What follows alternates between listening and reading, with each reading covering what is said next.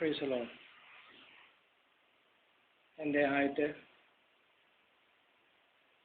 പ്രബോധനം കർത്താവായ യേശുക്രിസ്തുവിന്റെ കൃപയിൽ ആശ്രയിച്ച് പിതാവാം ദൈവത്തിൻ്റെ നാമമഹത്വത്തിന് വേണ്ടിയും ദൈവജനത്തിൻ്റെയും കേൾക്കുന്ന മറ്റുള്ളവരെയും ജീവിതത്തിൽ അത് അനുഗ്രഹമായി തീരട്ടെ എന്ന് പ്രാർത്ഥിച്ചുകൊണ്ട് സമർപ്പിക്കുന്നു. ക്രിസ്തുവിന് വേണ്ടി വരേണ്ട കഷ്ടങ്ങളെയും പിൻവരുന്ന മഹിമയെയും സാക്ഷീകരിച്ചപ്പോൾ എന്ന വാക്യത്തിന് അടിസ്ഥാനമായി അപ്പോസ്തലനായ പത്രോസ് ഈ ലേഖനം റോമയിൽ വെച്ച് AD 62-64 കാലഘട്ടത്തിൽ എഴുതുമ്പോൾ താൻ അനുഭവിച്ച പെന്തക്കോസ്ത് നാളിലെ തീയും ശക്തിയും ഏകദേശം 30 സംവത്സരം പിന്നിട്ടിരുന്നു. നലാ പ്രാപിച്ച തീ കെട്ടുപോകാതെയും ആ ശക്തി ക്ഷയിച്ചു പോകാതെയും സൂക്ഷിക്കുകയും മാത്രമല്ല സകല ആത്മീക അനുഭവങ്ങളിലും വർദ്ധിച്ചു വരികയും സർവശക്തന്റെ ദിവ്യ സ്വഭാവത്തിന് കൂട്ടാളിയായി തീരുകയും ചെയ്തു. ആവോളം മറ്റുള്ളവരിൽ അത് പകരുകയും ചെയ്തു. കർത്താവായ യേശു ക്രിസ്തു പത്രോസിനെയും കൂട്ടരെയും എന്നെ അനുഗമിക്ക എന്ന് പ്രാരംഭമായി വിളിച്ചു 3.5 വർഷം ഉപദേശിച്ചു. തൻ്റെ സമയം വന്നപ്പോൾ നിയമിക്കപ്പെട്ട ദൗത്യം അപ്പോസ്തലന്മാരെ മത്തായി 28-18-20 വരെ ബലമേൽപ്പിച്ചു. പെന്തക്കോസ്ത് നാളിൽ പ്രാപിച്ച ശക്തിയാണ് പിൻകാലങ്ങളിൽ അപ്പോസ്തലത്വത്തിന്റെ ദൗത്യ നിർവഹണത്തിന് സഹായകമായി തീർന്നത്. അത് പൂർണ്ണ സഹിഷ്ണുതയിലും അടയാളങ്ങളാലും ഏറിയ കഷ്ടങ്ങളിലും ഉപദ്രവവും സഹിഷ്ണുതയിലും വെളിപ്പെട്ടു. ഗുരുവായ യേശുക്രിസ്തു അവരെ ഉപദേശിച്ച പരിശുദ്ധാത്മാവ് ഓർമ്മപ്പെടുത്തുകയും ക്രിസ്തുയേശുവിന്റെ കഷ്ടങ്ങളിൽ പങ്കുള്ളവരാകും തോറും സന്തോഷിക്കുകയും ചെയ്തു. യേശുക്രിസ്തുവിന്റെ ജനനം, മരണം, കഷ്ടാനുഭവങ്ങൾ എന്നിവ പതിറ്റാണ്ടുകൾ മുൻപ് തന്നെ പ്രവാചകന്മാർ ആനോക്ക് മുതൽ മോശ വരെ മുഖാന്തരം സർവജ്ഞാനിയായ ദൈവം അരുളി ചെയ്തു. ഒന്നും രഹസ്യമായിട്ടല്ല എന്നതിന് ചരിത്രം സാക്ഷി. ഭോഷ്ക് പറയാത്ത ഏക എൽ ഷദായി തക്ക സമയത്ത് സകലവും ഭംഗിയായി നിവർത്തിച്ചു.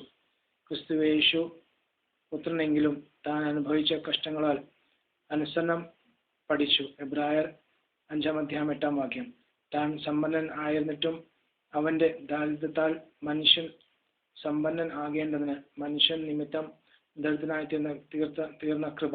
2 കൊരിന്ത്യർക്കെഴുതിയ ലേഖനം 8-9 യെശയ്യാവ് 53 രേഖപ്പെടുത്തിയിരിക്കുന്ന പോലെ അവൻ മനുഷ്യരാൽ നിന്ദിക്കപ്പെട്ടും ത്യജിക്കപ്പെട്ടും വ്യസനപാത്രവുമായും രോഗം ശീലിച്ചവനായും ഇരുന്നു.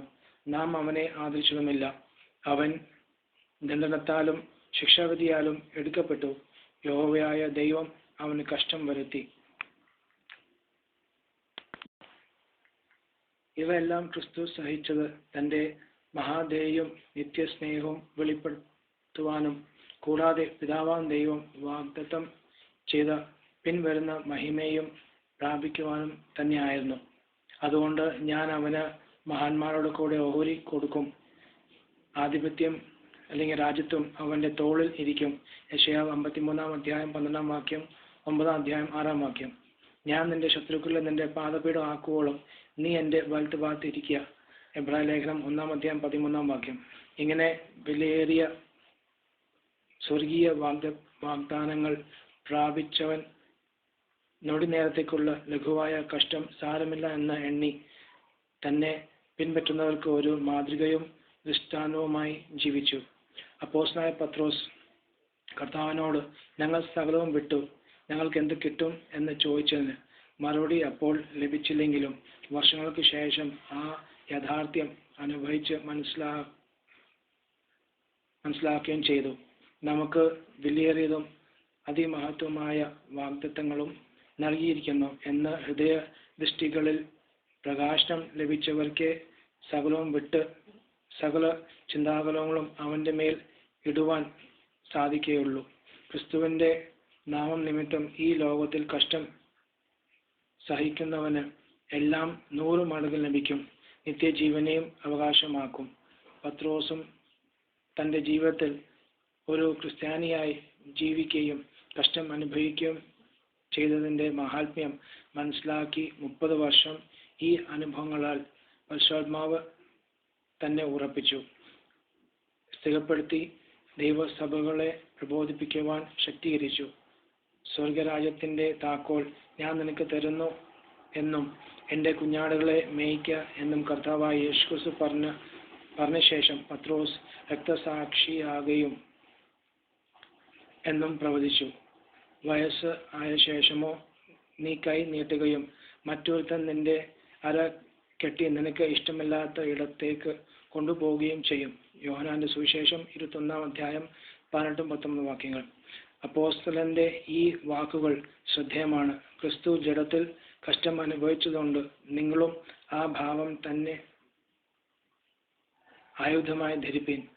ജഡത്തിൽ കഷ്ടം അനുഭവിച്ചവൻ ഇനിയുള്ള കാലം മനുഷ്യരുടെ മോഹങ്ങൾക്കല്ല, ദൈവത്തിന്റെ ഇഷ്ടത്തിനത്രേ ജീവിക്കേണ്ടതിന് അത് നിമിത്തം പാപം വിട്ടൊഴിഞ്ഞിരിക്കുന്നു. 1 പത്രോസ് 4-ാം അധ്യായം 1-2 വാക്യങ്ങൾ. ലോകത്തിൽ നിങ്ങൾക്ക് കഷ്ടമുണ്ട്, എങ്കിലും ധൈര്യപ്പെടുവിൻ, ഞാൻ ലോകത്തെ ജയിച്ചിരിക്കുന്നു. അത് തന്നെയല്ല, കഷ്ടത സഹിഷ്ണുതയും, സഹിഷ്ണുത സിദ്ധതയും, സിദ്ധത പ്രത്യാശയും ഉളവാക്കുന്നു എന്നറിഞ്ഞ് നാം കഷ്ടങ്ങളിലും പ്രശംസിക്കുന്നു. പ്രത്യാശയ്ക്ക് ഭംഗം വരുന്നില്ല. നാം കാണുന്നതിനല്ല, കാണാത്തതിനെ പ്രത്യാശിക്കുന്നു. കാരണം ദൈവരാജ്യം ഭക്ഷണവും പാനീയവുമല്ല, നീതിയും സമാധാനവും പരിശുദ്ധാത്മാവിൽ സന്തോഷവും അത്രേ. അപ്പോസ്തലൻ ആത്മാവിൽ പ്രവചിച്ചു, ഭൂമിയും അതിലുള്ള പണികളും വെന്തുപോകും. എന്നാൽ നാം അവന്റെ വാഗ്ദാന പ്രകാരം നീതി വസിക്കുന്ന പുതിയ ആകാശവും പുതിയ ഭൂമിക്കായി കാത്തിരിക്കുന്നു. 2 പത്രോസ് 3-ാം അധ്യായം 10-13 വാക്യങ്ങൾ. ഞാൻ നിങ്ങൾക്ക് ഒരു വാസസ്ഥലം ഒരുക്കുവാൻ പോകുന്നു, എന്നാൽ ഞാൻ വേഗം വരുന്നു എന്ന് നമ്മുടെ രക്ഷകനും ദൈവമായ യേശുക്രിസ്തു നൽകിയ സ്വർഗീയ വാഗ്ദാനങ്ങൾ നമ്മുടെ കഷ്ടങ്ങളിൽ ഒരു നങ്കൂരവും ബലവുമാകുന്നു.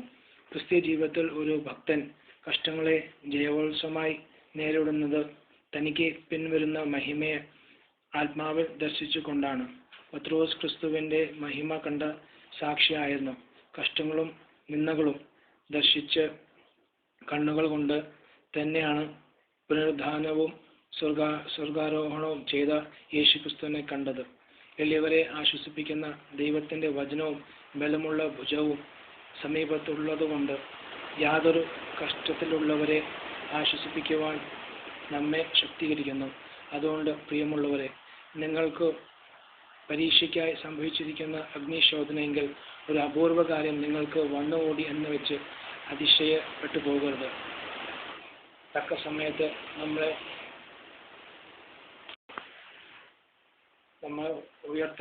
ഉയർത്തുവാൻ ശക്തിയുള്ള ക്രിസ്തുവിലുള്ള എല്ലാവർക്കും സമാധാനം ഉണ്ടാകട്ടെ. ആമേൻ.